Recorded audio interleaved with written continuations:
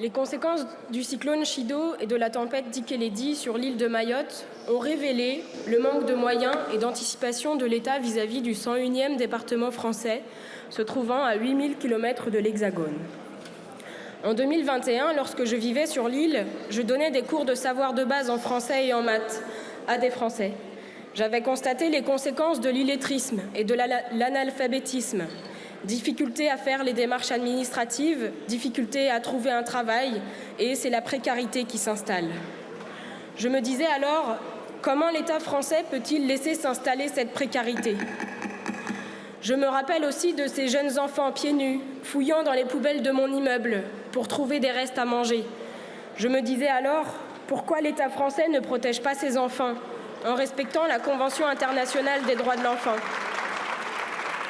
4 ans plus tard, lors de notre déplacement sur place avec ma collègue Nadège Abon-Mangoli, nous avons apporté notre soutien plein et entier à Mayotte et ses habitants, à toutes celles et ceux qui se sont mobilisés face à la catastrophe.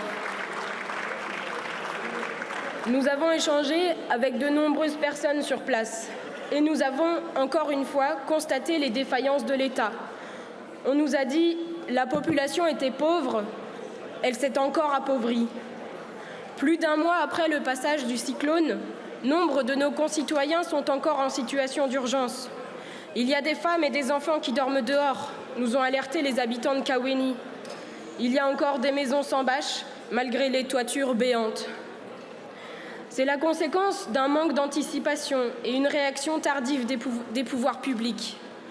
Nous maintenons qu'il est indispensable de mener une commission d'enquête sur l'impréparation de Mayotte face aux risques naturels majeurs et les conséquences du délaissement de ce département par l'État. Les difficultés du territoire n'ont pas commencé avec le cyclone et ce projet de loi passe à côté de ces enjeux. Il ne s'agit pas simplement d'accélérer la reconstruction de l'île suite au passage du cyclone. Nous devons en finir avec le sentiment d'abandon que ressentent les Mahorais et Mahoraises. L'État est le principal fautif, ayant constamment sous-investi dans le territoire. Son action doit se concentrer sur un investissement massif dans tous les services publics, l'école, l'hôpital notamment. Dans ce texte, les mesures prévues pour la reconstruction des écoles ne répondent pas à ces impératifs. L'article 2 concerne uniquement les écoles touchées par le cyclone, mais rien pour améliorer le taux de scolarisation. Le droit français prévoit que tout enfant a droit à une formation scolaire. Pourtant, selon la défenseure des droits, il serait plus de 15 000 enfants à ne pas avoir accès à une scolarité classique sur l'île.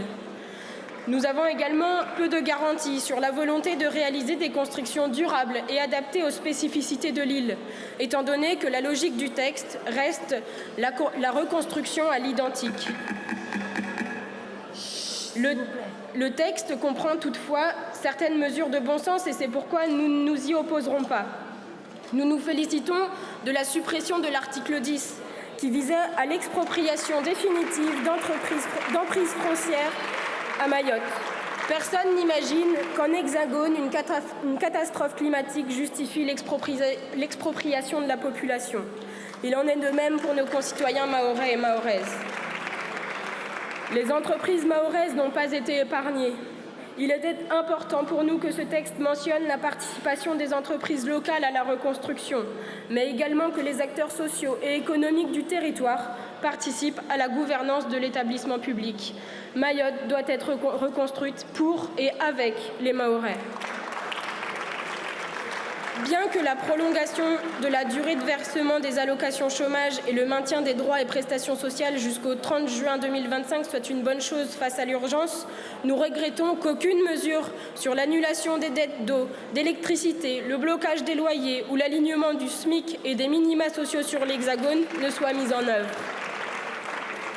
Monsieur le ministre, avant un nouveau projet de loi, ce qu'attendent les Mahorais et Mahoraises dans l'immédiat, ce sont des bâches pour couvrir les maisons, des tronçonneuses pour libérer l'accès aux parcelles agricoles, de l'eau et de la nourriture en quantité suffisante.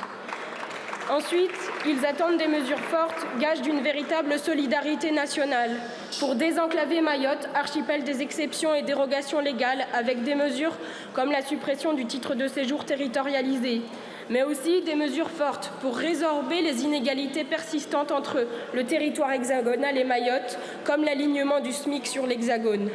Ici, comme à Mayotte, soyons à la hauteur de notre devise républicaine, liberté, égalité, fraternité. Je vous remercie.